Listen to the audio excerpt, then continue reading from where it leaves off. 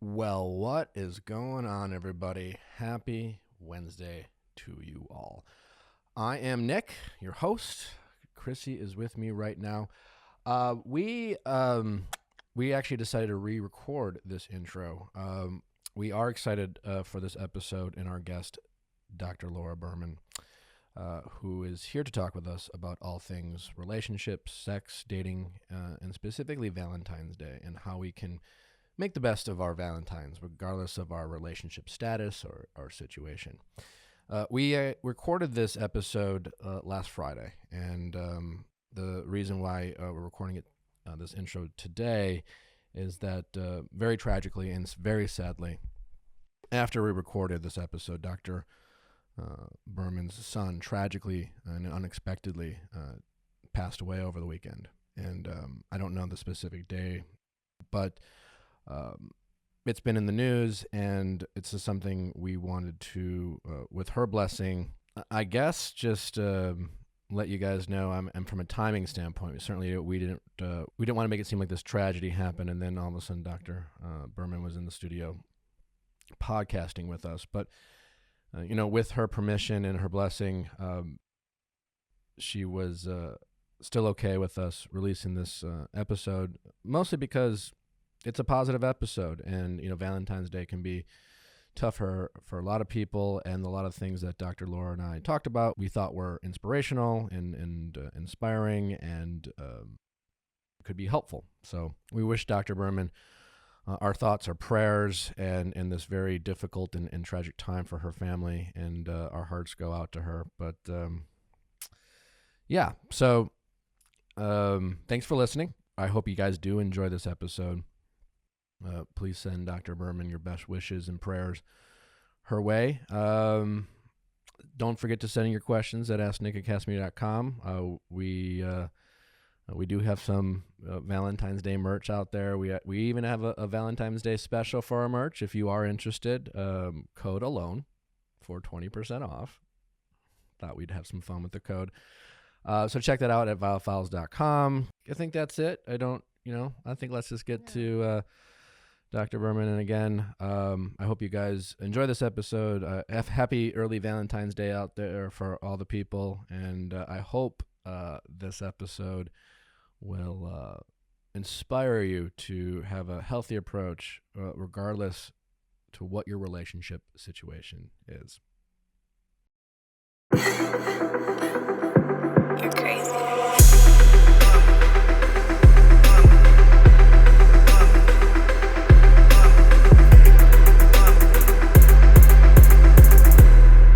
Dr. Laura Berman, thank you so much for coming. Thanks for having me. I'm excited to chat. We love our relationship experts on this show, of which you are, and have been doing this for some time now. So thank you for joining. Thanks. I'm really happy to be here. Valentine's. I always very sensitive about how my enunciation with Valentine's. Yeah, you always say Valentines. No, I don't. I say Valentines, but I mumble. Tines. So so now I have to enunciate. Do you ever have that problem? Valentine's Day is like my Super Bowl. I mean, it is your Super Bowl. Oh my gosh, I'm so busy this time of year, and I don't have a problem saying it. I say it so much. Other things I have a problem enunciating, but not Valentine's Day. Well, I've gotten better. I have to actively think of the N. Yeah. In Valentine's Day. Anyway, that may be symbolic that you have trouble saying it. Why do you? I don't know. Should we dive right into that? I don't know. I can't help it. I'm obsessed with this theory already. Obsessed. What could that possibly mean? On its own, it doesn't mean anything. And I'm no expert on you, although I certainly have watched The Bachelor. I think there may be a connection there. That's all I'll say so far. But let's keep talking. Okay. I'll probably say more. But fun. Sometimes when you have trouble pronouncing a specific word that has a lot of meaning, there is an unconscious resistance to claiming that meaning. I'm in trouble. I mean, this is not even 3 minutes. I know we're 2 seconds in here.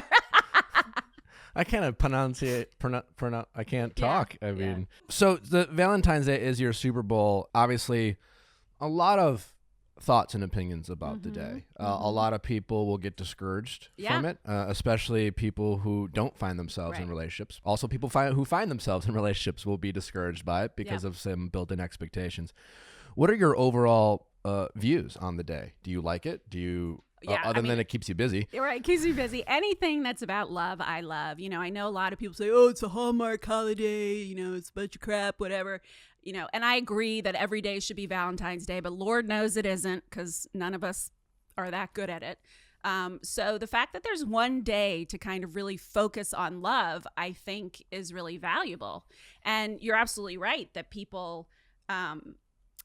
who aren't in a relationship or who are unhappy in their relationships, this is a day that can be hard. But it's also, to me, an opportunity to get really, really clear whether you're in a relationship that isn't great or you really want to call love into your life. It's a time you can still focus on love in terms of what you really want to create moving forward. For anyone, I guess, what's the healthiest way to start thinking about? So anyone who's listening to this, Valentine's Day is less than a week away.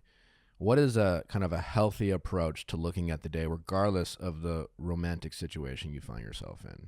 I think it's no matter what your romantic situation is, unless you're like really, really struggling and totally emotionally isolated, you have some love in your life, even if it's with your pet, And so this is a time to really marinate yourself as much as possible in that love and connection. And obviously, if you can with another human being, that's even better. But sometimes it's just your cat or your dog or your turtle, And I think the main thing is if you are unhappy in love, meaning you really want to bring someone in or you want to change your relationship. I don't like New Year's resolutions. I just have a thing about it. No one ever keeps them. But I love like relationship resolutions. And so I like to use Valentine's Day not to get clear on like, I'm going to find a man or a woman or whatever, but to get super, super clear. And this is the key of what I have found and what I've been writing about and teaching about, is that it's about getting super clear on not the qualities you want in your love life, but really how you want to feel in your love life. And if you focus on that, like, let me ask you, are you currently in a thing? Yeah, sure. I'm in a thing. Okay. So, are you going to celebrate Valentine's Day? I believe you can't say it. I believe we are. I've been informed that a Valentine's Day gift has been purchased for myself. And have you purchased hers yet? No. Okay. No. I haven't thought about it. There's still time. No. Okay. I'm not the best gift giver. Not my love language. Yeah. I do think that I do actually, and it's not an excuse, practice the idea of it being every day. I don't wait for a special day to try to do special things. But are you really doing that, or is that a cop-out? Like, would she you do special things? Yeah. Okay. So, there was a time, this is, we were out shopping, and she tried on something. I could tell she really liked it, and I don't like buying things for people because it, I don't feel like I don't like the idea of I'm buying love. I don't like that. Yeah. But and that's because gifts isn't your love language. Sure, yeah. So you're gonna love. I'm resistant to it. Yeah. So, but she's trying it on. She looked at the price tag. She thought to herself, maybe not the right time. Mm-hmm. So I just grabbed it and bought it for her. And do you know what her language of love is? Yeah. What? She really liked words of affirmation. Okay. I think would be her top one. Quality time. We're pretty similar. So how are you with writing? Writing? Uh-huh. Define writing. Could you write, since she's about affirmation, could you write her something about what she means to you, or could you make a little, you're resistant to this relationship. You haven't fully committed yet. I can tell by your eyes that you haven't. I'm resistant to talking about it. Okay. All right. He's resistant to talking about it. All right. Yeah. So let's just talk about it. There's a difference. Okay. There's a difference. All right. So in your terms, it will be the second time in a week we've actually ever talked about her on the podcast. All right. So let's not talk specifically. Let's talk about It's fine. It's fun. Okay. So when you think about what you really want to create with her or just in love in general, what would you say? I mean, ideally 5, but let's just start with 3 feelings like with her that if you could design your perfect relationship with her or with anyone, how would you feel day in and day out? You know, would it be passionate, playful, joyful, cherished, appreciated, protected? Safe, protected Safe. would be up there. Okay. Appreciative, I guess. Appreciated. Appreciated and passionate. Sure. Okay. I like those. You're just those sound good No, to you? I've definitely, for me, as I've gotten older, right, in relationships, I really value the ability to be myself. Yeah. And have an environment in which we both can truly just be ourselves without criticism or judgment. So accepted. Acceptance. Yeah. Acceptance. Acceptance. And when you feel accepted, you feel loved as well. Okay.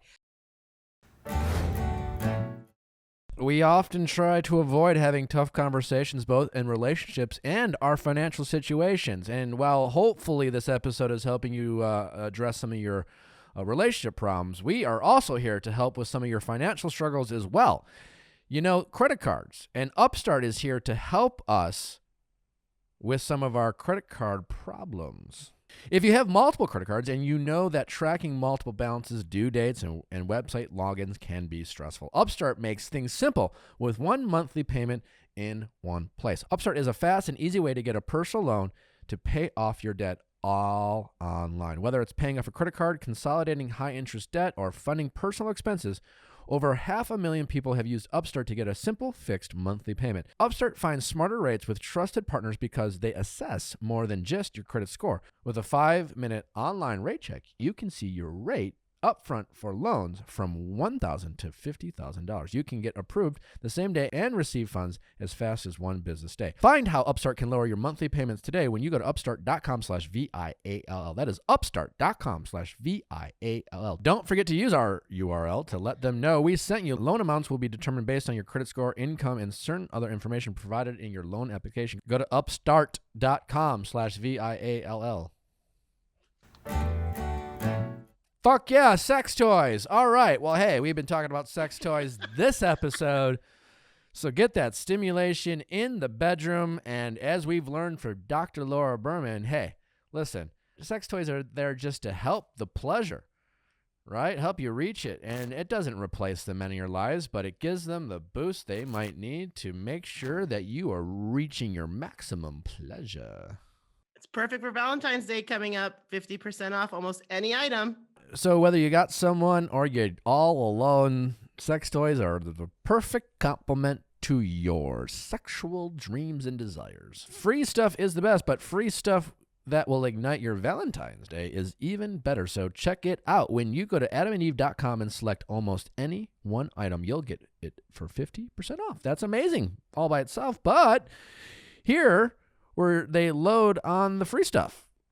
Great. When you enter my exclusive code at checkout, VIALL, not only do you get 50% off the one item, you'll also get 10 tantalizing free items. A free 3-item mystery, something for him, something for her, and something you'll enjoy together. 6 free movies and free shipping. Just use code VIALL at adamandeve.com.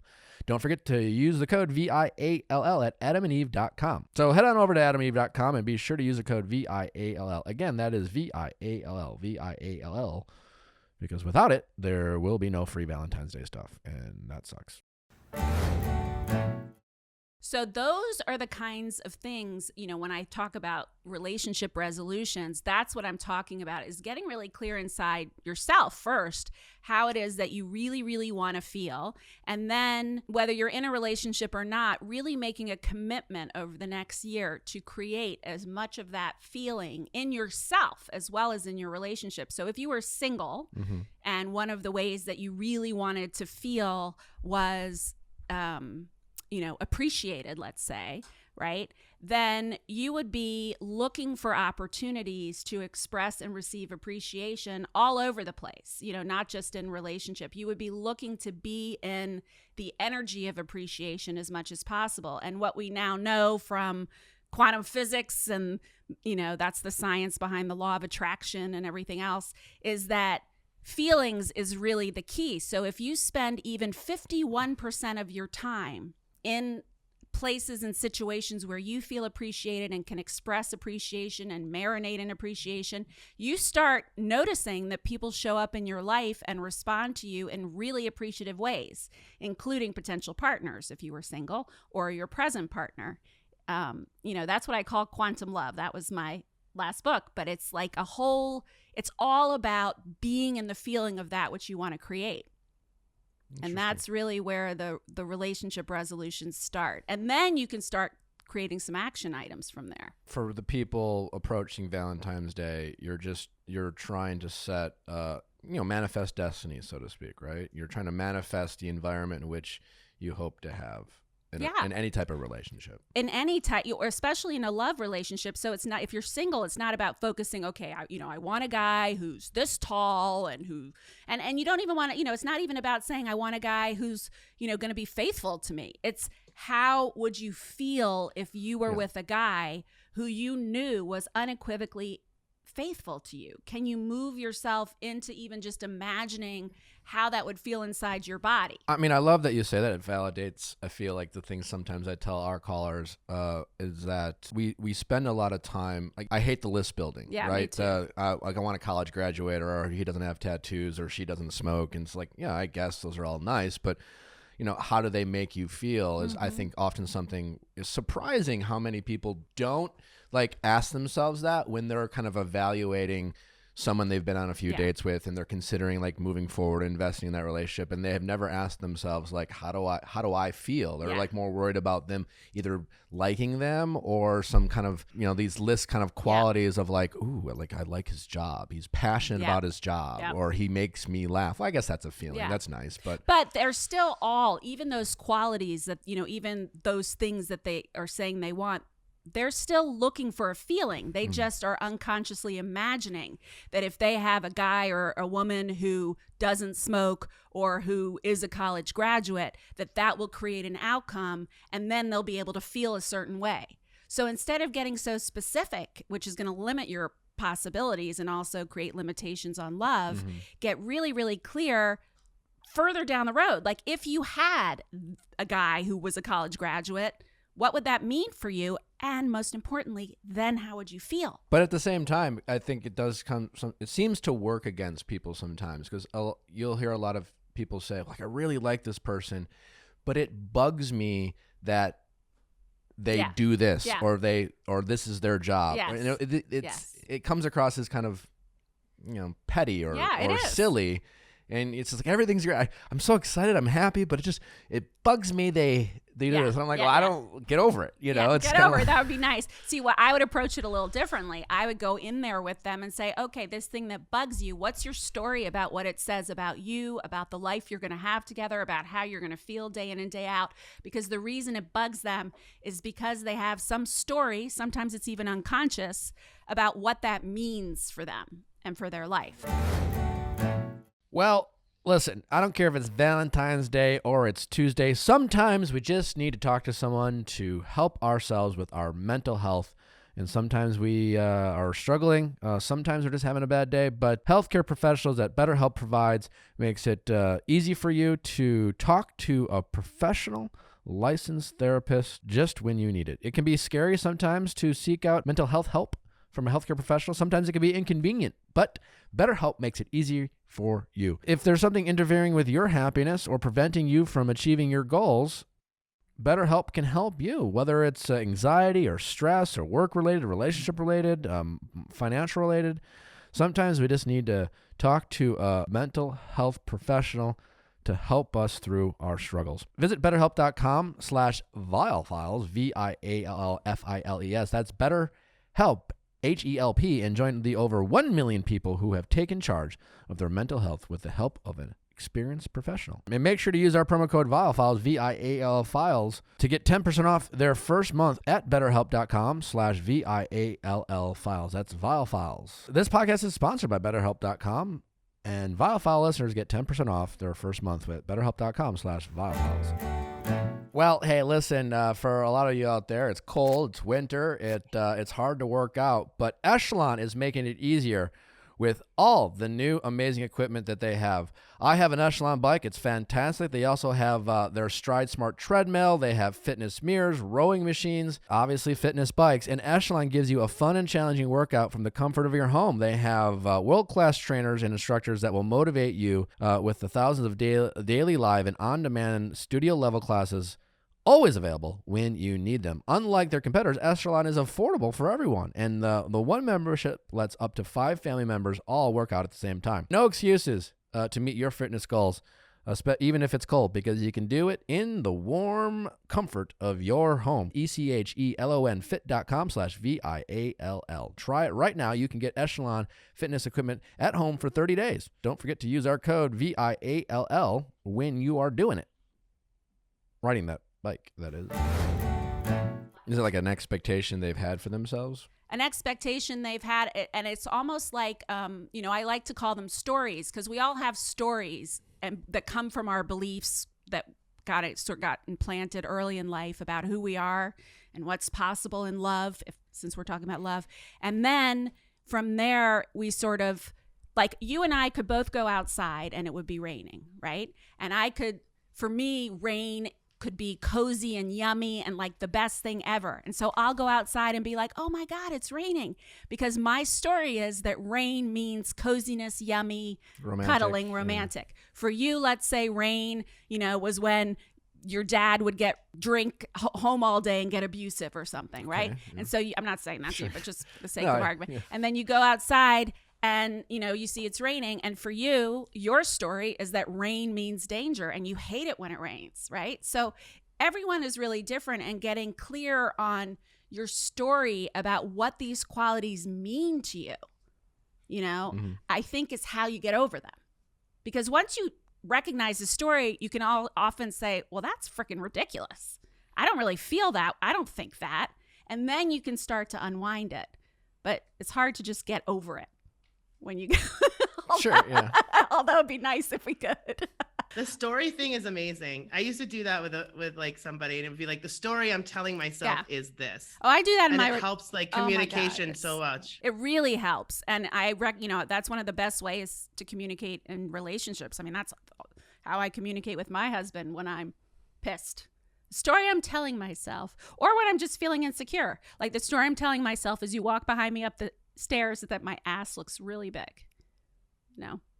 Because I'm self-conscious. Do you say that to him? Yeah. It really works. It's kind of crazy. Because I'm not accusing him of anything. I'm just claiming my story. He can't, and if we're in an argument, my story is that you did this because of that. I'm not saying you did this because of that. I'm saying I have a story about that. So if someone says that in a relationship, the story I'm telling myself is that I'm losing my hair. As a guy, a guy says that to his wife. Like, what's the best way to handle that when your partner expresses an insecurity they have that may not have anything to do with you? Like your ass you think your ass looks big, or you would say the same kind of thing he said to me. He's like, to me, your ass is perfect. I don't know if it's bigger or smaller. I don't monitor that, and I don't want to, but I think you're hot as hell. Right. And you could say the same thing to someone, I can't, unless they really are balding. Right. And it's obvious to all of you. But if it's just, what happens if that is the case? Then he is. Yeah. I mean, you just own it. If it's a story and you can both visually see that the guy's got no hair, then you can say, maybe it's falling out. I don't know. Really? Yep. Sorry. But you know what? Losing your hair is actually a symptom of having really high testosterone, which means you're very virile. Ooh. So actually, it's a sexy thing. As I look at Nick's full head of hair.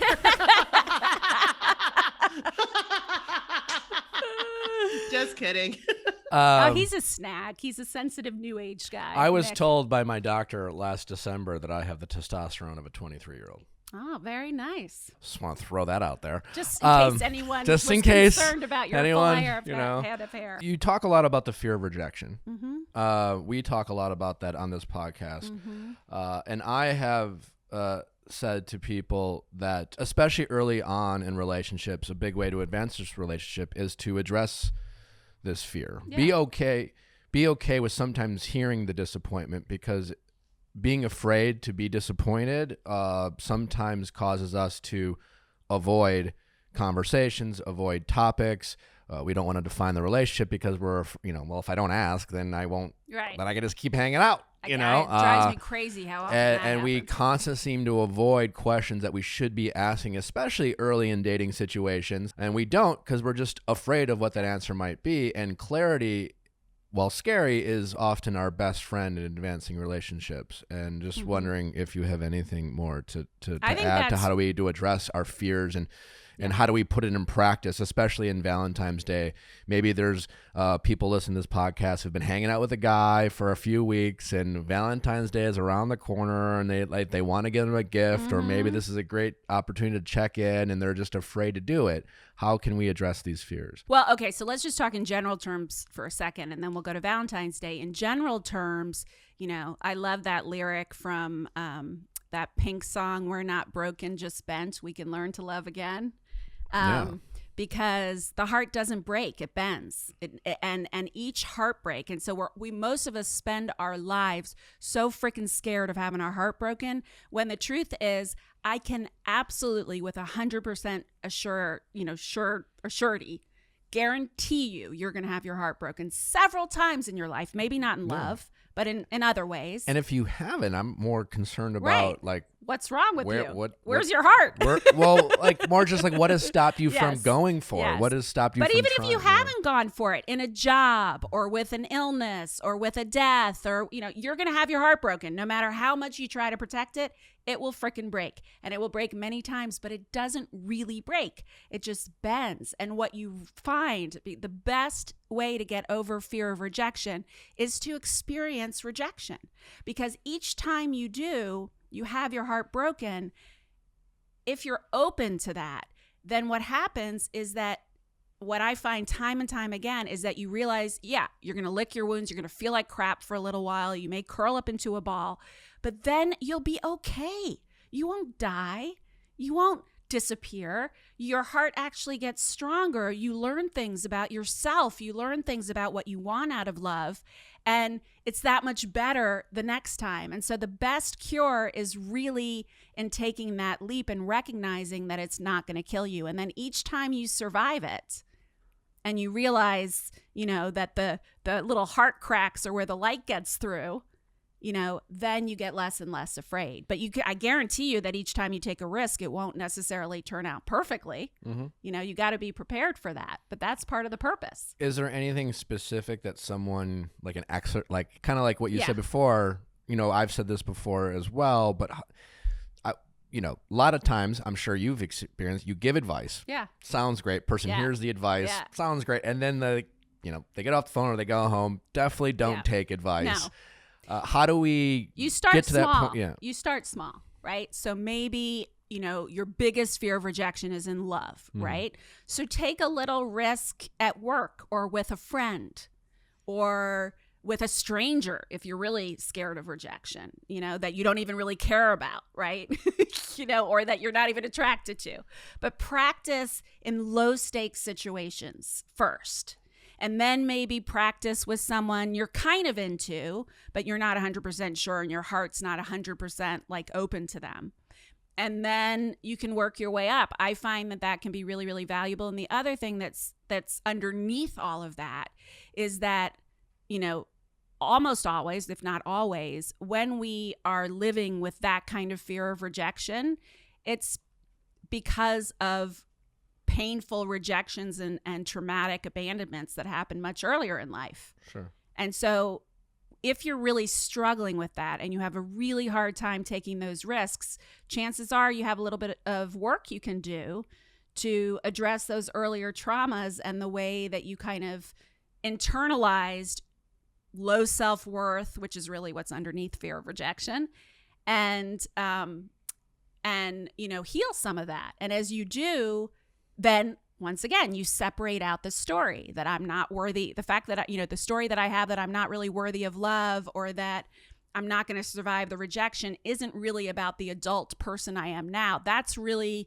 the 8-year-old talking who's watched her dad drive away and never come back, or said he'd be back next weekend. And, all of a sudden I was with his new family and, like there are all of these things that happen to us that we internalize, never process, and then we carry that into our love relationships. We're all just complicated. You talk a lot about attachment styles. Yeah.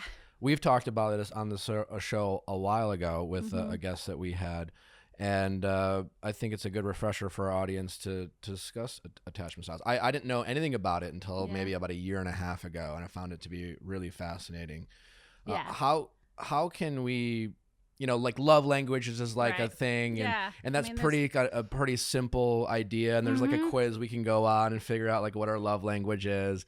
How do we become more educated when it comes to like attachment styles? And can you give us a refresher on what that even is so that we can kind of be aware of it in our relationships? I like to think of it more like a tendency. A tendency, okay. A tendency that some of us have more of a tendency than others based on those earlier life. It's all based on the earlier life experiences when it comes to our attachment styles. Parents for everything? Yeah, we can blame them for everything. The sort of ideal, which most of us don't have, because very few of us learned how to love or had a healthy model of that growing up, is a secure attachment, right? So the way I like to categorize it, the easiest way to understand it is how you feel about, do you feel positively or negatively around your own worth kind of thing, about yourself and about the other person. So someone who has a secure attachment tendency is someone who feels like they are worthy of love. They feel good about themselves, and they feel that others, are worthy of love as well, and,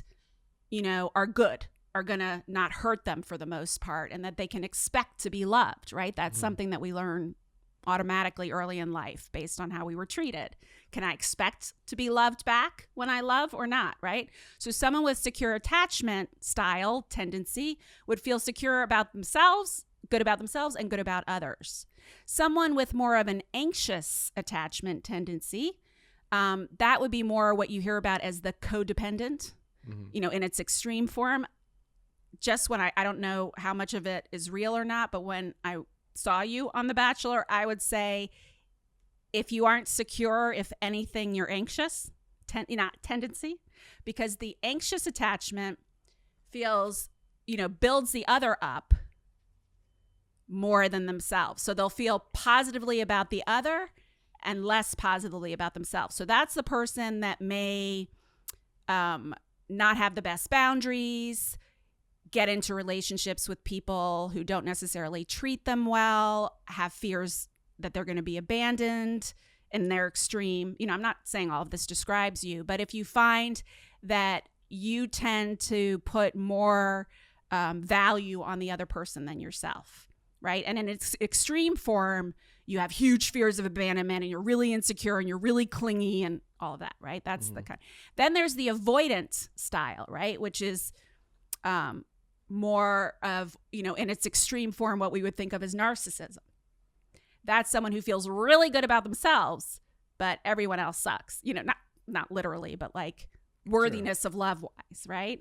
And so they're avoiding opening their heart or letting love in because same thing, it's about protection, it's because it's also, I can tell you based even on where the wounds happened, right? Like, so someone who's got an anxious attachment, usually they were a little bit older when they got abandoned or overly criticized or whatever else by those key caretakers than the person who, is more narcissistic, right? The narcissistic style person who feels, kind of builds himself up, but everyone else is less than. That is like an ongoing early life. Usually they were pretty emotionally or physically abused. And then there's the fearful style, right? And that's someone who experienced like a lot of trauma and very early, very, very early it started. So they weren't, picked up when they were neglected, basically. And that's someone who we would, diagnose, and it's extreme, as borderline, right? So they feel negatively about themselves and everyone else. And they're all over the place. And they love you one minute and are destroying you the next. And they want you, but they push you away. Like, those are the most dangerous people to have a relationship with, if they're really in that. But we all have tendencies in all of these. Yeah, I mean, the way you're describing that, that's when it's just like, a lot of people will watch, reality TV shows and start, diagnosing people on a TV show. about their tendencies or whatever, which is, I find, as someone who's been on the show, frustrating and annoying. But yes, we all have, like as you talk, it's just like, I'm sure there's been moments where I've acted a certain way or I've shown a tendency. You mentioned the anxious part is something that seems to be developed later in life. For example, like a lot of people I talk to, and through my own experience, if someone like in 18, 19, 20, their first love, first real relationship, and first heartbreak can elicit a lot of pain, because I've always kind of joked, is the reason why we say things when we experience our first heartbreak. It's just like, I won't survive this. Right. This is going to kill me. And it feels that way. Because it feels that way because Totally. you've never felt it before. No. So you're just like, I have nothing to like go back that will tell me I'll get over this. That's like, what I meant by practice before, right? And then, so the second time you have your heartbreak, you're just like, this fucking sucks. Yeah. I hurt. Yeah. But you know what? I made it last time. I'll be fine. Yes. Like by the time I had my third heartbreak, I was like, I'll be fine. I'm golden. There were no tears. It sucked. I was sad, but I just had it was like, it'll be okay. How do we like, and so many, and to that point, I think heartbreak is a good thing. So how do we go from embracing the heartbreak and learning from it rather than having it affect us negatively in future relationships, where we become this kind of nervous person, or we avoid relationships, we avoid connecting with someone in the future because, Nicole, when we were 19, broke our heart. Now we're 30 and we're still. And it's like, I can't get over what Roger did to me. But and I get that call all the time from people, on my shows, is that, why can't I get over? It's been 5 years and I still can't get over this heartbreak or this person. And part of me doesn't even want to be with them anymore, but I can't get over them, right? And so I find time and time again, when that is the case, it's not about the other person. It's who that person represents in your life. So if you're still stuck years later after a heartbreak on that specific person, and I'm not talking about, a version of what you just said where you're just in general scared of heartbreak, but you really can't get over that person. Yeah. I mean, that first one's a bugaboo. Yeah. It took me 7 years to get over my first love. Aw, Nick. Well, no, but it's often because that person symbolizes someone in your childhood. Always? No. Okay. And often not with the first love where you're first, but I'm talking about someone who's like, okay, I divorced my husband, 4 years ago. He's moved on. For the most part, I've moved on, but I still can't get over, I still can't get over it. I still think about him. Or a guy will say, she left me, but I still can't date or can't, it's 4 years. And I'm not talking about a 17-year-old who's had his first heartbreak. Those are the ones that it's about. That person has become the rejecting mother in their little child's mind, or the abandoning father, or whoever that was. And so it's really valuable when you're stuck in that to kind of think about, okay, it's not really about that. Could it not be about that person, but what that person represents, who that person represents? Now, in general, being this whole idea of sort of heartbreak in general, it's practice, like I said, of recognizing that you can't avoid the heartbreak. But it's also about embracing it. So what I do with people is take them through a process, because that which you resist always persists, right? And so when we try to avoid and escape our pain after a breakup, let's say, or a heartbreak, it's just going to get worse.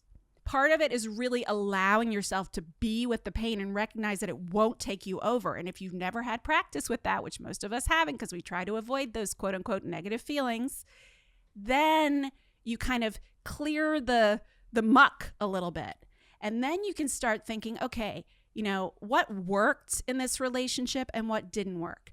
What can I learn, not only from the relationship about what I want more of or less of moving forward, but what can I also learn about what were the strengths of this person, but what were some of the things that didn't work? And what were some of the things that I did in the relationship or didn't do in the relationship, which led to this heartbreak? Because I don't care whether that person was the biggest, beast on the planet. a relationship is always a dance you're doing together. And so even if your part was in letting them walk all over you, you had a part to play. That's something I learned when I was cheated on for the first time. Humbling experience. I've talked about that a lot, where it was, first you feel embarrassment and shame, and then you're just like, how could anyone do that to me? It's a lot of ego driven. And then it was just more like, well, okay, let's just focus on what I could do different next time, which was, it was rewarding because it was more like, well, now I can control something. I felt empowered. Yeah, it is empowering. Because it was like, well, and if someone cheats, then that was their decision. I was just more focused on what I could do, but it's definitely it was hard to do. And you know what I see a lot, and I see this, I've gone through this now with a lot of clients, but also with a lot of my single girlfriends, is that, as I'm sort of coaching them, you start off with like you're figuring out what you want, you're claiming your worth, you're working on your value, and then you meet, and this usually it's a guy who has a lot of the qualities and everything's working, but then as you're building the relationship, there are all of these issues and problems, and it's not quite right, and you have a little bit of a heartbreak and it stings, but then the next relationship is even better. And the next relationship is even better, because if you do that work at the end, and you don't just try to get over someone by getting under someone else, and you don't just like jump right back out there to the rebound, but you take some time to heal. And I'll tell you the formula that I use for time. If you take that time to heal, then when you get back out there, you're going to attract in someone who is at the next level up, right? And you're always going to attract someone in who reflects your own worth. So the better you authentically feel about your own worth, the better of a quality partner you're going to attract in, always. What do you mean by that? I mean, because you say that, and I think, I've always been a really confident person, and I've dated generally some really nice women. They've all been nice, but within that, there's been relationship problems. There's been moments where I didn't like how they treated me, and I'm sure vice versa. But like, to me, it always felt like chance, or you talk a lot about like stop falling for the same Mr. Wrong or Mrs. Wrong, right? In my case, right, up into my current relationship, every woman I ended in this, like, not like when people I dated or maybe a couple months, but like serious relationships, they all had a characteristic of I liked big personalities, but with that it felt like it came with a price, and that price was when things would get when there would be adversity between us, criticism tended to be mean, and I would get frustrated. But that same kind of spit and fire that drew me in initially turned it in kind of not so healthy, not pretty for me, and it became contentious and adversarial, which I'm sure I brought to the table because I can just be annoying. But also calm. You chose women who had big personalities but weren't friends with their shadows. Ooh, what do you mean by that? I mean that they weren't self-aware. They weren't, they didn't have that, often the people with the biggest personalities have the lowest self-worth. You attract people, which is once again evidence for my theory that you have an anxious attachment tendency, because the anxious attachment person will often be really attracted to the avoidant, slightly narcissistic person, and vice versa. Are you calling them all my ex-girlfriends narcissistic? No, they are not narcissists. Not for me. You heard it from Dr. Laura Berman, not me. I would never call someone narcissistic. I'm just kidding. I would never call anyone narcissistic without evaluating them. We all have narcissistic tendencies, myself included. Yes. But often when you're very big, and by the way, Dr. Drew, he's a friend of mine. He told me years ago, and I actually filled out his questionnaire. He did a study where we gave questionnaires to all these, people that were on camera or on radio or whatever. And he found that every single person who is on camera has narcissistic qualities. Yeah, how could you not, to a certain degree? So, okay, that's I fine. like me some me. Right.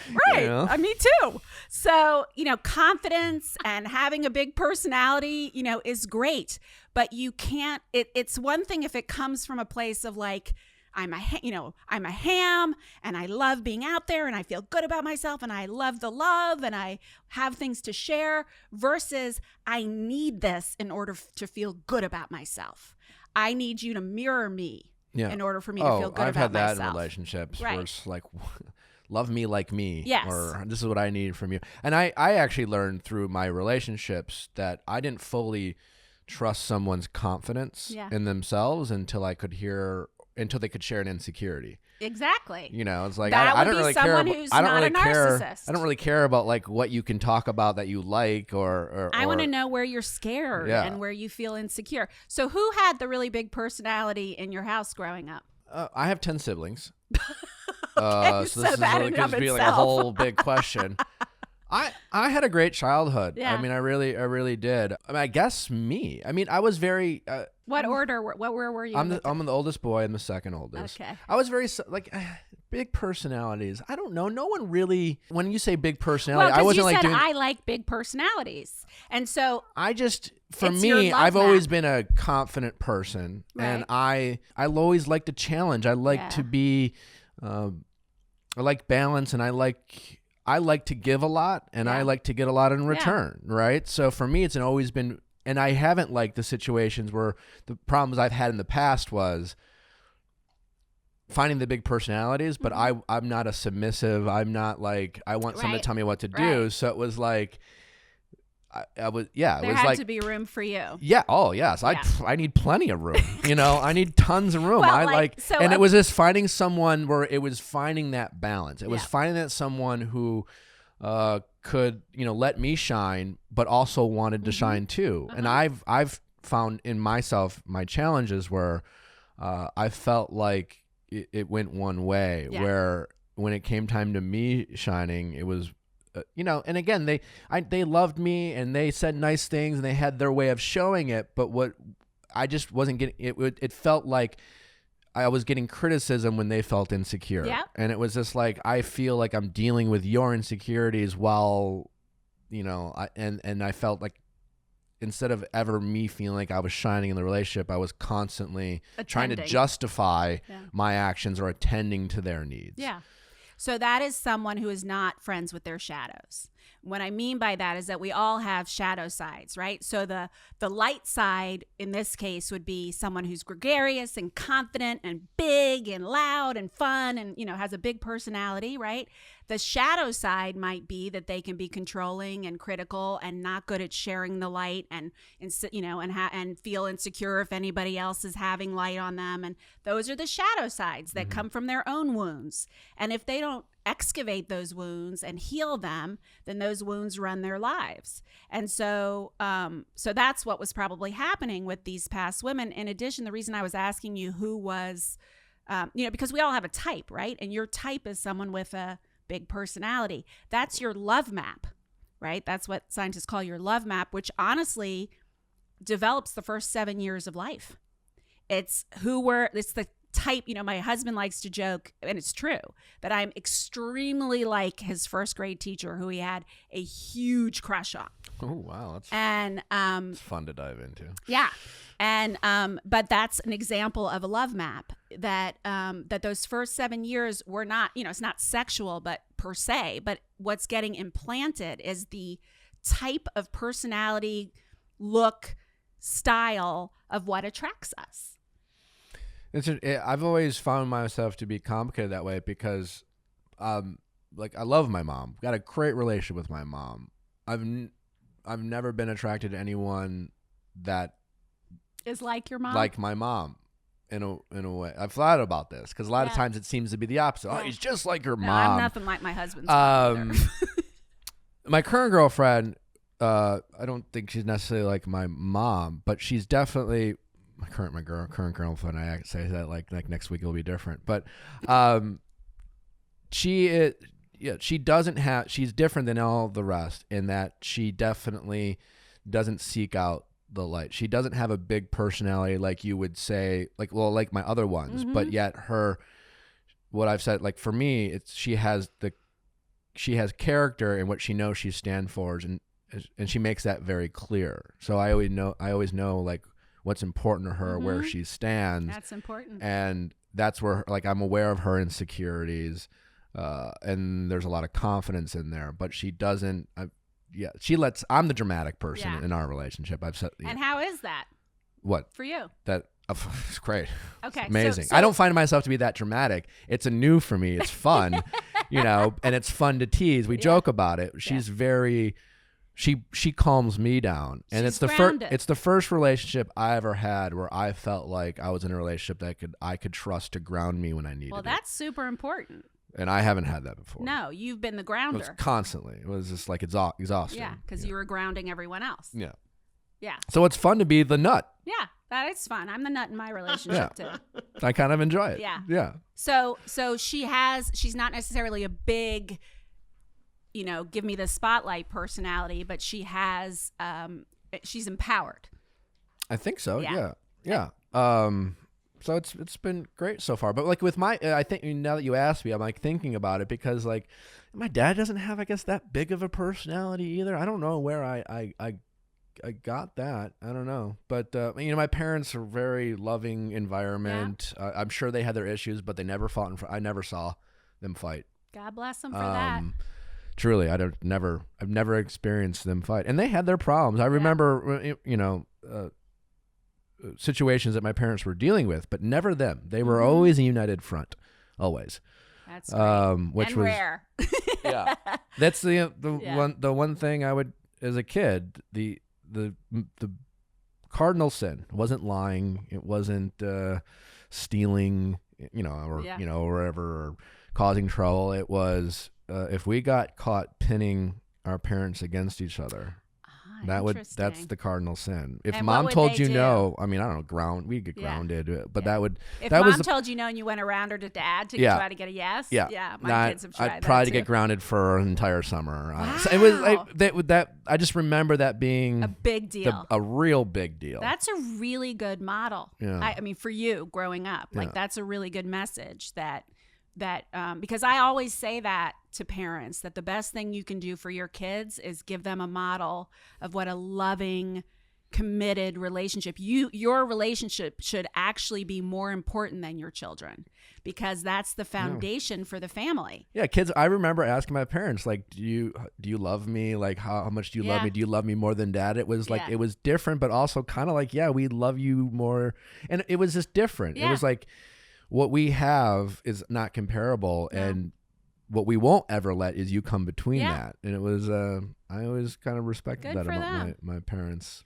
And I've learned that was rare as I've gotten older. But I don't know necessarily how I turned into me. It's a good area of inquiry for you, because it only adds to your, the more that we can understand how we developed our worthiness of love, our confidence in love, what attracts us in love, what we want out of love, where we struggle in love, the more we can understand how that evolved, the more we can heal, and the better we can love, and the more we attract people in who, match that. Yeah. I don't know. I'm just thinking about myself now. Yeah, so in terms of anything more to add on trying to avoid falling for the right person over the wrong person, over and over. Like, I guess, I kind of mentioned that, but how do we police ourselves? How do we... There are a lot of ways. Because we hate taking advice from our friends, right? How do we see it? Because sometimes, we get in these relationships and then you're like, you got to almost have to give it a shot, date for a few months, but... Well, how do we see those red flags sooner than we would in the past? And then how do we address it? And what's the difference between, say, a red flag and an actual problem? Yeah. Because, not all red flags. Red flags are just, things that might come up from the past, and then you have to address them. You just get curious about it, right? And you explore it. But if you have a pattern where you are repeatedly getting into relationships with cheaters, or with, people who are hypercritical, or people who abandon you, or people who can't commit, or people, whatever, if there's a pattern there, then what I like to recommend is that you completely stop dating for a while, and you really do like an emotional reset and do some of that internal work that I was talking about earlier. If it's about recognizing, and so if you just tend to always go for the bad boy, Usually, I find that is because you get grossed out. You want intellectually someone who isn't a bad boy. But once you are with the guy who treats you well, you get grossed out because he's so into me, something must be wrong with him. Like he, because I don't deserve that is what it fundamentally comes down to. Interesting. So almost always I find, especially with women who are repeatedly going for the bad guy, even though they don't want to, it's because on some level they got the story, adopted that, internalized that's really what they deserve, and they get grossed out with the person that treats them well. So that's another scenario. But in general, I think if you really want to change your type, stop dating your type. This is the thing that a lot of people don't realize, that those butterflies you feel if you're someone who repeatedly dates people that aren't good for you, the next person you go out on a date with and you feel like you've known them all your life and they're so familiar and you have butterflies, run. Okay? Do not go on a second date with them, because that is your system's warning symbol. So butterflies are a warning. It's a warning. Always? Often. It's a fear. It could be like, oh shit, I'm really into this person and I'm scared I'm going to get hurt. Butterflies. This is actually encouraging for me. Well, Me too. You should feel, when you find the one, you should feel like you're peaceful. Boring? No, that's someone who's used to drama. No. Peaceful is not boring. I like that. Because Peaceful. I'll say why I like that, because I've joked, as I've gotten older, you're young, you can feel butterflies, your excitement, you just don't, you don't know. Right. And then maybe that other person who reminds you of it, it's like, and you're right, you find that if you have heartbreak, I think a lot of us, I know I did, and I think a lot of people who listen to this podcast do it, where you're trying to find that again. Yeah. And so you want what it's like, you want to make it right. Yes. And that's what my first relationship was like, I'll blame my parents. Their greatness was my problem, because I was like, I'll fight for this. I'll make it right. Yeah. I'll figure it all out. But as I've gotten older, I've gotten worried about, I'm never going to fall in love again. I like if I'm not on TV in a controlled environment where it's like this pressure, because I don't remember the last time I felt butterflies, right? Where I don't know. I don't get excited. I don't because what is that? I had a more kind of thoughtful, level-headed approach to dating. It was just like, okay, we'll see. Yeah. It would be hard for me to get excited, because to me, it was just like, I don't know. It was the blissful ignorance of like, well, I'm not. And now thinking. you're more cautious. And now I'm more cautious, and I always I didn't like being called cynical, just because I decided not to be like, oh my God, I had like a nice time and I got butterflies. But then it was a little nerve wracking, because you want to feel, what is it going to tell me?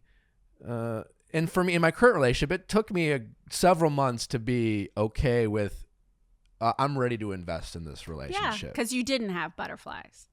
It was like, But you're attracted to her. Oh yeah, I mean, you have passion with her. And there was, I like that you called peaceful, because it was always fucking peaceful. It was like, And if you're used to like chaos in your relationships, peaceful feels uncomfortable and like something's off.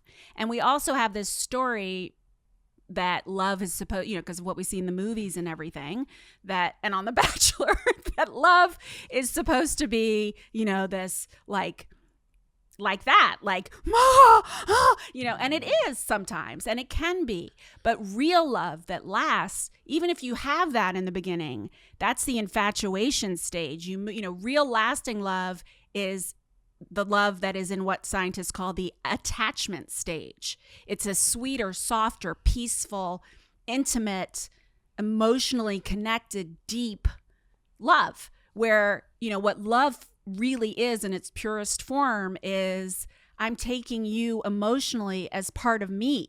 So to hurt you would be like hurting me, and vice versa, that we, that we're connected in that way. And so that's not a dangerous, am I going to get you to stay with me? Can I keep you kind of excitement, right? That's a peaceful love.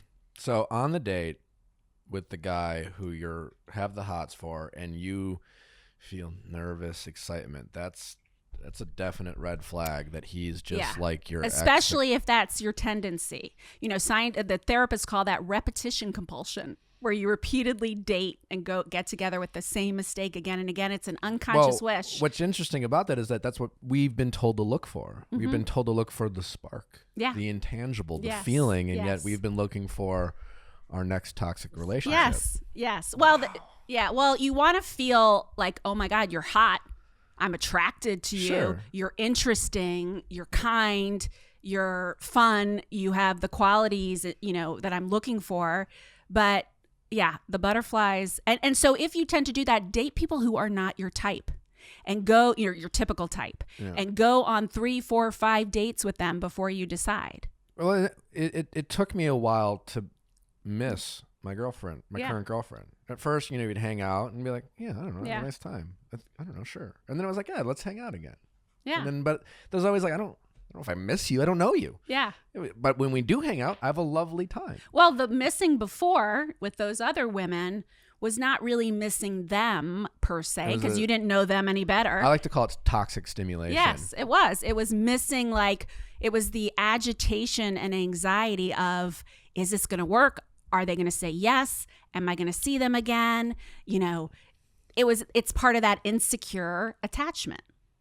Is that similar to, like, I've referred to it as like toxic stimulation, where we, we're trying to fill a void maybe in our own life, where like it's just something to do. Like, why do we keep, out of boredom, why don't we leave these toxic relationships that, we're hooked. We're not even happy. No. We're just, but yet what is it? And I've wondered is it us trying to make our egos feel special? Because like the girl or the guy who keeps going, because what if they will date me? What if it happens? Then I'm special. Then I'm better than all the other people they said no to. Or at least that's part of it, but there's something even further underneath that, is that I've been abandoned, so many times, right? And if I can convince this person to love me, then I can finally believe that I'm worthy of love.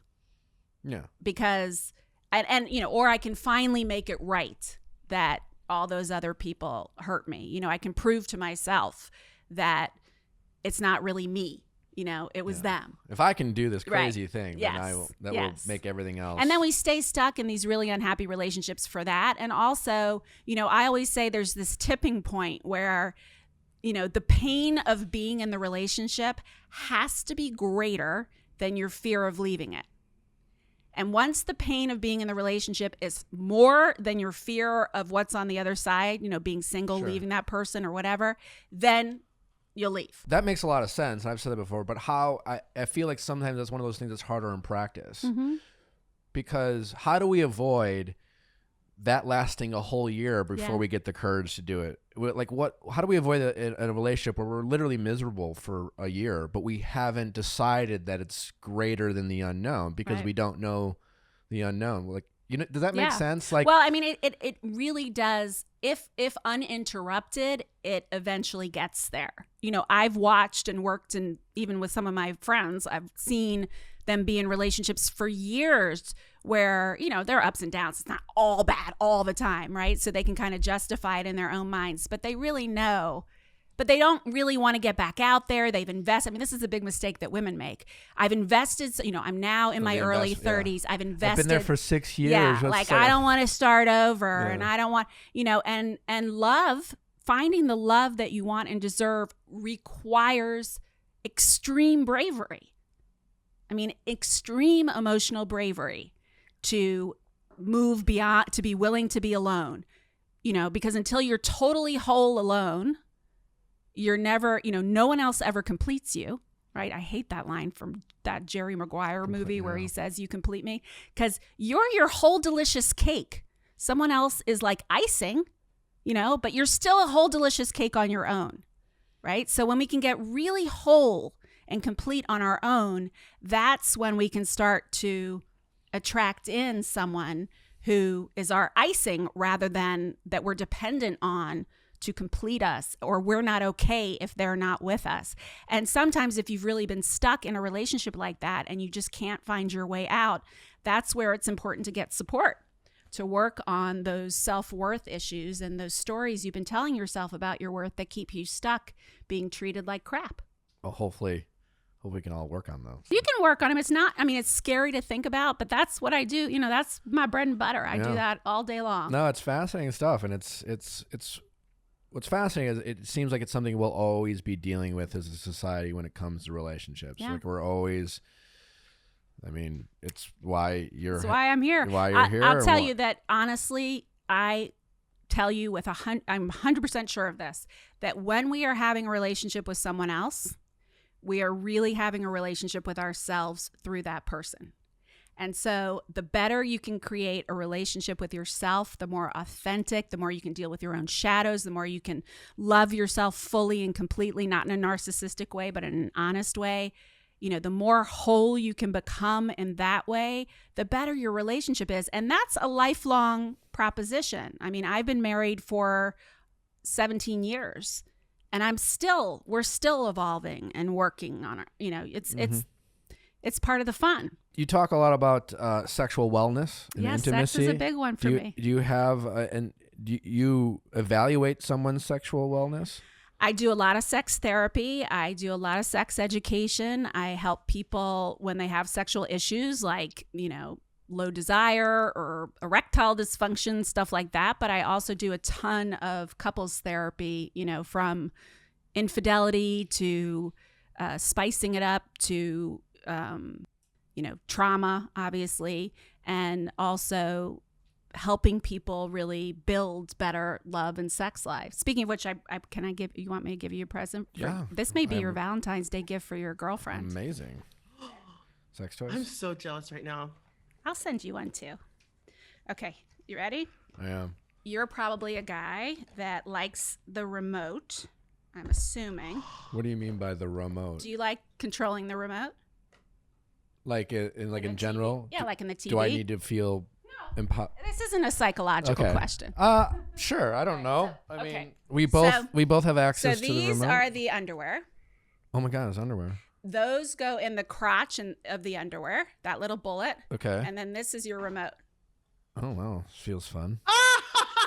Is it vibrating? Yeah. It works up to 12 feet away. So this goes in the crotch of the panties. This is the Okay. best. And then you can zap her Oh boy, that's. whenever you want, on and off, from 12 feet away. Are these comfortable for women to Very wear? comfortable. They're modeled after hanky pankies, which are some of my favorite underwear. So you, in theory, could wear this all day? Well, yeah, but you could wear it all day. You're being optimistic, but like a lot of people, you know, now you wouldn't. So it fits in here. Yeah, Okay. and you could put it in any underwear, but those underwear have like a slit for them, and then you can. Well, that's what I'm saying. Like, you wouldn't put these on to start your day and then wonder, you know, if you're within 12 feet. You might, but like I like to tell couples, you know, when they're going, you know, for Thanksgiving at their horrible in-laws' house, Ooh, you can that's wear fun. them. I like that. Or, you know, a boring cocktail party or something, or just around the house. That's you know? fun. Yeah. Very Look at 'em 50 vibrating. shades. I love Look it. at them shaking. Look at them shaking. I That was not Yeah. what I thought. So was coming out of that those box. are from I have a line of toys that I developed for women, and that's sort of intended to really spice things up and create some playfulness between the two of you. I like the idea of creating playfulness in boring situations. Yeah, it's really fun. Yeah. Because I also can see where this could get annoying. Yeah. If abused. Yes, With great power yes. comes great responsibility. Yes, exactly. Exactly. I feel like this has to start with her saying, let's do this, and then giving him the remote in a situation as a otherwise I it can picture a depends guy on just how being o- really Why? really Yeah, obnoxious. why? I don't know. It depends why on does it how have to be that open. way? Yeah, it depends how open she is. I guess, yeah. I don't know. All day long. Well, we're not We're going to talking the about Golden all day Globes. long. It seems like a Like, really what are you going to do The on Golden Globes is gonna Valentine's be Day? boring. Do you have any plans? Are you going to make a dinner at home? Are you going to, I mean, you can't really go out in LA. COVID, you know. Yeah, so so you should order a really nice dinner, set a beautiful table. I like to make dinner. Okay, make dinner, set a beautiful table, give her the underwear to put on, and then zap her around the house for a few hours. Okay. And then do it. That's your Valentine. There, Valentine's Day is done. So sex toys obviously are a great way to spice up a relationship. Yeah. But before I guess we introduce sex toys, but what are some common, general that any couple could face in terms of staleness or misunderstanding? I find there to be a lot of stereotypes, especially stereotypes that women have of men when it comes to their sexual prowess, or, you know, a lot of like guys always supposed to climax in sex. And if he doesn't climax, it must have something to do with the women. And then both men and women get very defensive in that situation because it's like, no, it's not you, it's me. You know, it's all very complicated. Is that something that you find to be the case? And how can we avoid those misunderstandings when it comes to dating and relationships? Yeah, it's something that people, I mean, part of the reason I do this work is because for whatever reason, a variety of reasons, I grew up just in a house where it was talked about, normal, comfortable. So it's really easy for me to talk about. But most people didn't grow up that way and aren't comfortable talking about this stuff. The only sex conversation I had with my parents is to not. Right. That's pretty typical for most people. Yeah. And so how do you, so then when they're in a sexual situation where there are some, everyone has little road bumps, no matter how functional you are, you're going to have a period where, things aren't working as they could or should, or there's a disconnect. And the most important, there's an art to talking about it, but the most important thing is the communication. So you don't want to, if there are issues or concerns or questions, it's really helpful not to bring it up in the middle of the sexual scenario. You also don't want to introduce something new in the middle of the sexual scenario. So afterwards, or, a day or two before that next sexual scenario, you say, I like to, my husband was the coach, the American Youth Soccer Organization. And he used to coach the kids for years. And when they would train the coaches that, or renew their training, they would always say, and I love this for relationships, when you're giving the kid feedback about they did something wrong on the field, you give them 5 compliments first for every quote unquote criticism or feedback you give them. And so I think the same is true. It doesn't have to be 5, but in your relationships in general, and certainly around sex. So you say, gosh, last weekend or yesterday, whenever that was so amazing. And I love being with you, and I love your body, and I love our sex life. And you frame it in the positive. So you don't say, but it's, I really didn't like it when you touched me here. You say what I would really, what really turns me on, or what would really turn me on is this. And when there are issues like, he can't reach climax or something like that, once again, it's not about saying in the moment, rolling over and being angry and being, saying, what's wrong with you, and taking it all personally.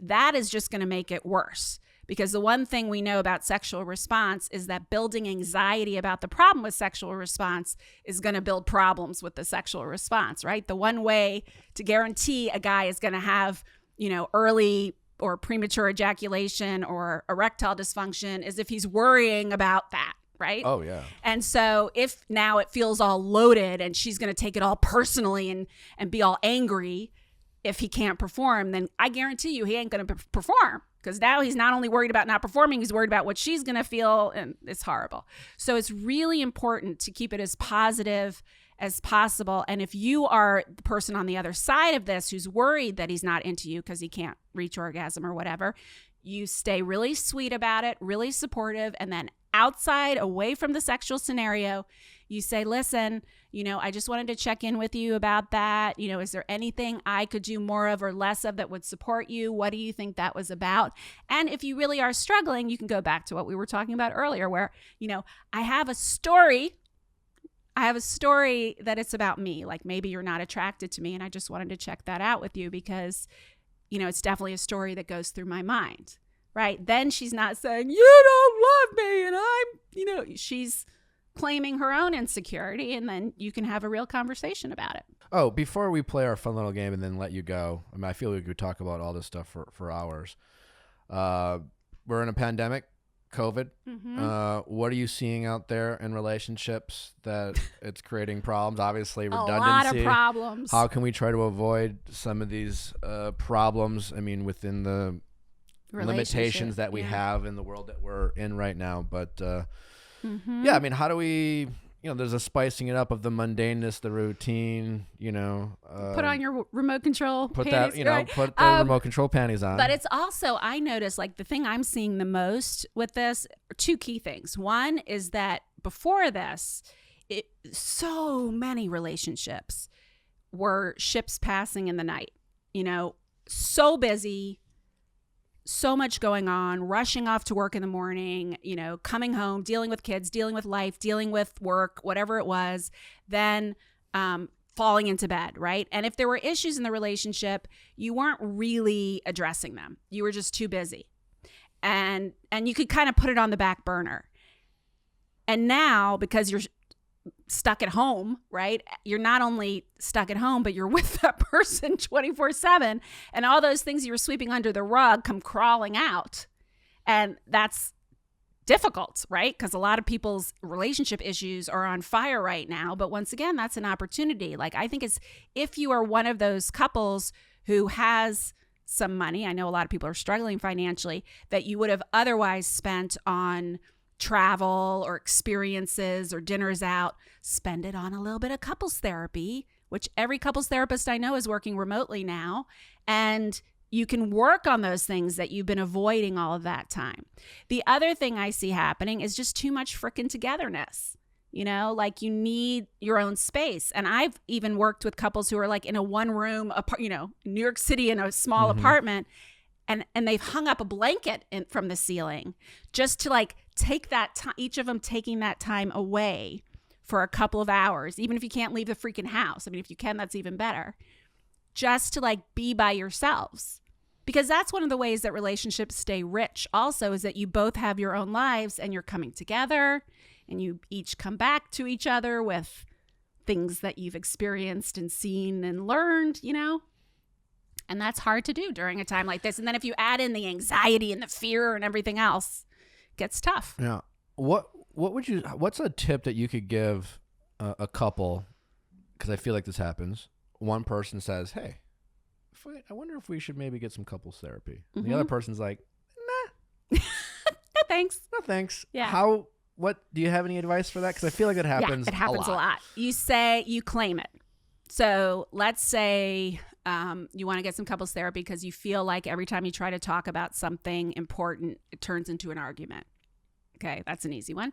You say to your partner, listen, I was thinking that, that argument we had the other night, I love you so much and I love our life together so much. And I feel like you claim it, I really need some help learning how to communicate together in a way that will really, succeed and that won't lead to an argument every time. And I know I have a huge part to play in that. So I found this amazing person who works remotely. And it would mean so much to me if you would just come to like 3 or 4 sessions and see what you think, because obviously I need you in order to work this through. And then if that's a good therapist, and if your partner is, hesitant, definitely talk to the therapist first and try to find one that you think will resonate with your partner. And then I do this all the time. The hesitant partner comes in, and within two sessions, they're in. What happens if they refuse to go?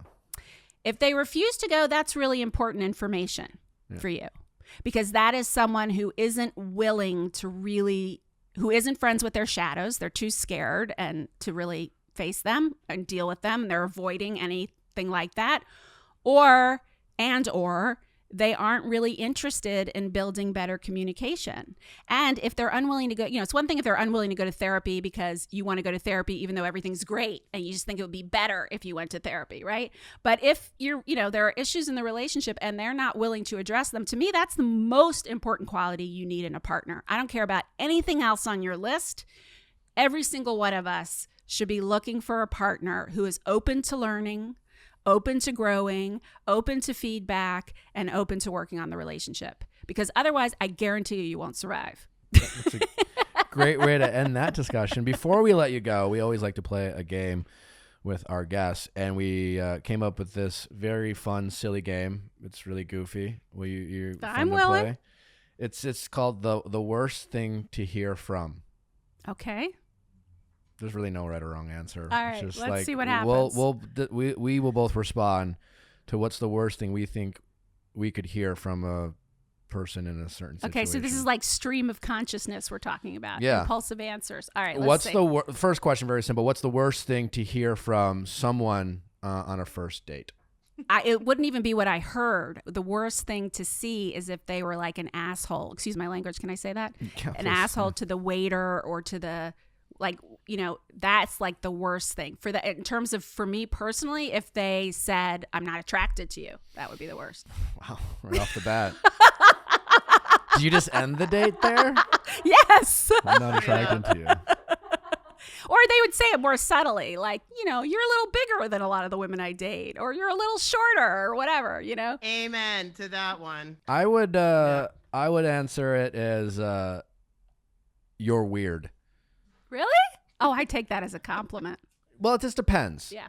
I think you're weird is something a lot of women say to men when they get uncomfortable, and I think it puts a lot of men on the That's defensive interesting. because it's just like all of a sudden you're just like, well, what do you mean? Like, like I agree. Like I like saying I'm weird. I also like being around my friends or the people I'm close to me that know me. So when they might say you're weird, I don't get defensive. But if it's on a first date and you immediately start being like, and no guy wants to be thought of as creepy. No. Weird is like okay. And so like That makes sense. oh, it's kind of weird. Immediately you're just like, wait, And why would I you say that on a first date? Like, what's wrong with her? I don't know, but I do find like, oh, it's not even. I'm not saying. I'm not saying a lot of women have said it to me, but I've seen it whether it's my guy friends or.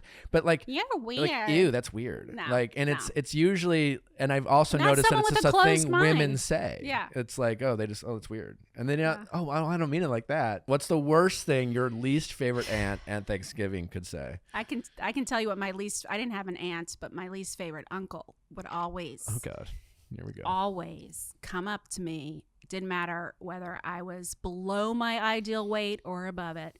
He would come up to me, give me a big hug, and start pinching all, my back and my side. Oh, you're feeling a little heavy, little meat there, Laura. He would comment on my weight every time. Ew. Yeah. That's weird. Ew. Weird. That's weird. That is weird. I didn't really have a least favorite aunt. Well, my least favorite is like the aunt you don't really know who asks who treats you like a best friend. And it's like, wow, I don't even. What's the worst thing you can hear from someone you're trying to define the relationship with? Well, go ahead. Let's be friends. Yeah, let's be friends. That's well, see, I'm the me. I think clarity is always great. So if you're trying to define the relationship and you don't get the answer you don't want, I don't think that's the worst thing. I think the worst thing you can hear from someone you're trying to the relationship with is vagueness. Yeah. Some sort of like, I love everything about you, and I definitely want to keep you around. And I still can we go see movies and like I have this dinner plan. But I definitely don't. I'm not ready for a relationship. To me, that's the worst because the person who wants trying to defend the relationship, they're just like, I'm gonna make this into a positive. What you just said, why are you judging my life, Nick? I'm gonna turn. I'm gonna turn what you said into a positive, and yeah. So to me, I think that's the worst thing you could hear. But that's just me. And you remind me of something that I really want to say for women who are looking for a monogamous relationship. If you are looking for a monogamous relationship and you really want that, do not have sex with that guy until you are clear that both of you are looking for that and you think that could work with each other and neither one of you plan to date anyone else, at least for the foreseeable future. So you don't have to be ready to like call yourself boyfriend and girlfriend. You don't have to be walking down the aisle. But don't have freaking sex with him until, and I don't mean like holding it back like a manipulative tool.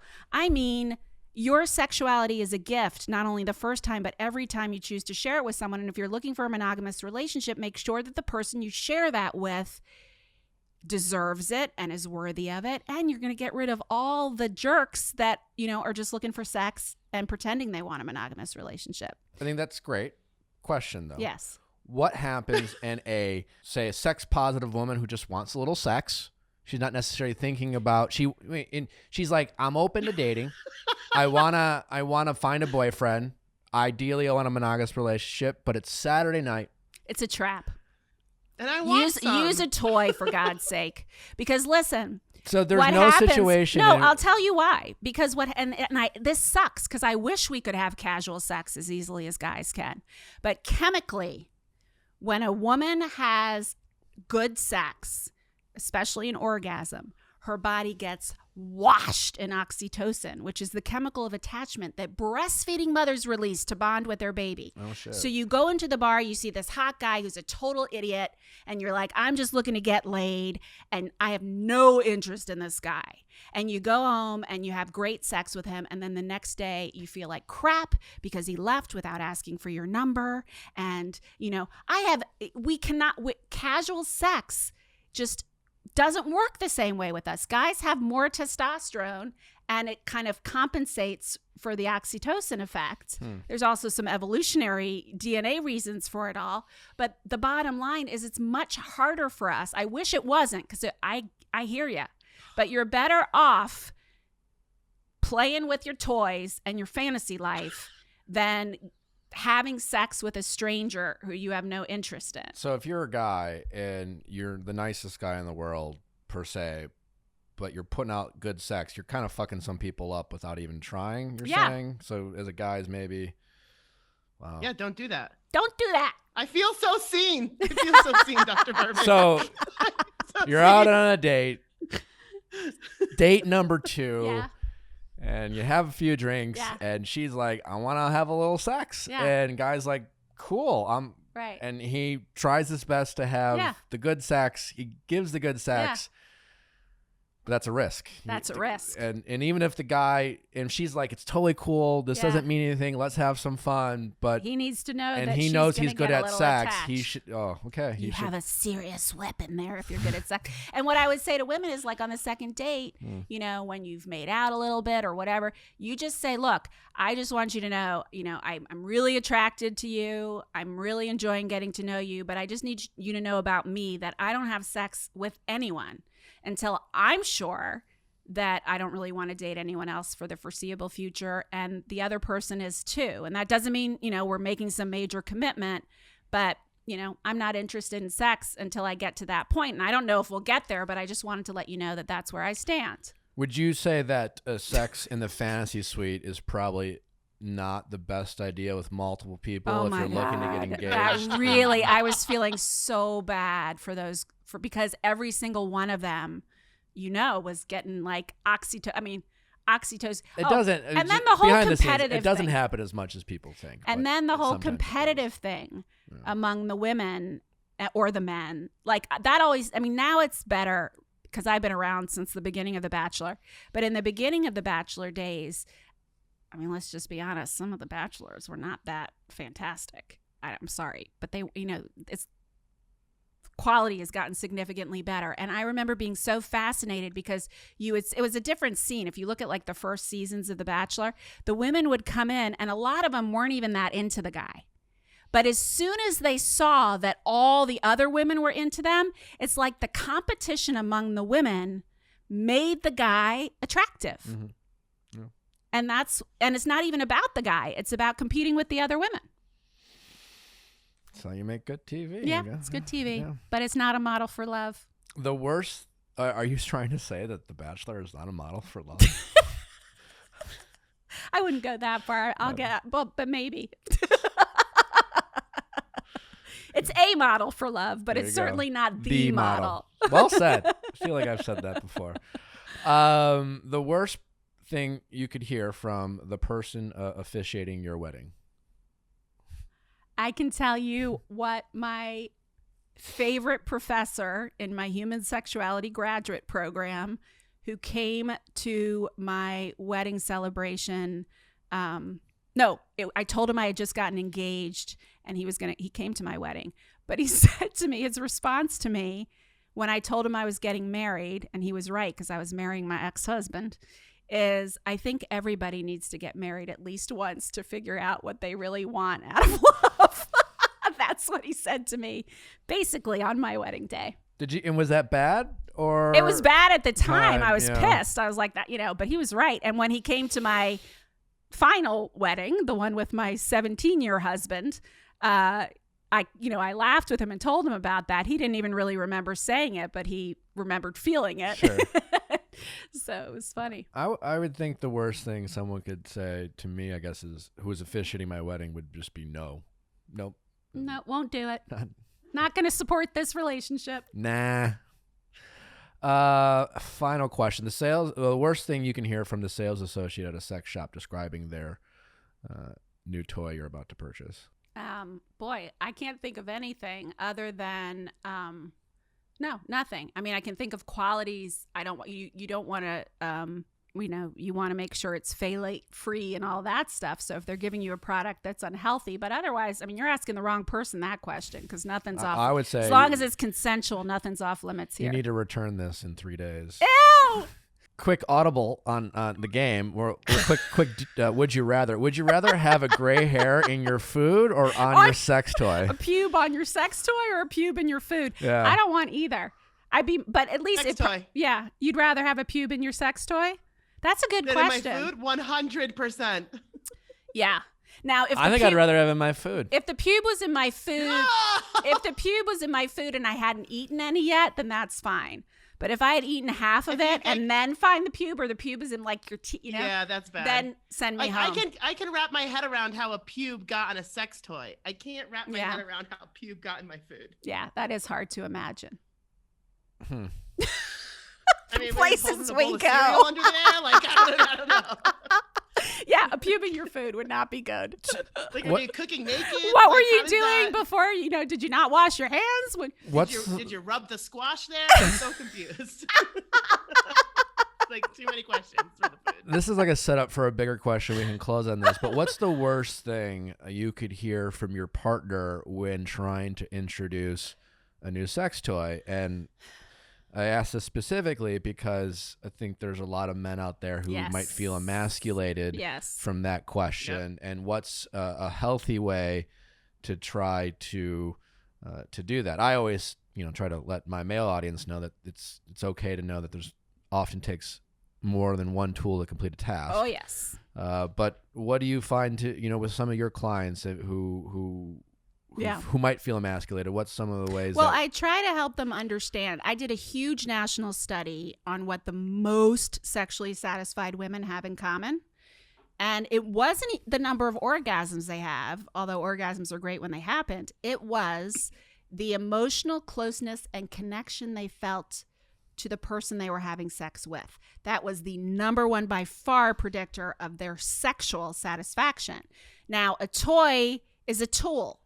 It does not cuddle you. It does not make you feel emotionally close. It does not have a personality. It cannot compete with you. And so it's just a tool. It cannot replace you. It cannot deliver her the sexual pleasure that you can, because in order to create the maximum sexual pleasure, it's that connection and emotional intimacy she feels with you, which an inanimate object for 99.9% of people is incapable of giving. Okay. Unless you have a fetish for inanimate objects, but that's a different show.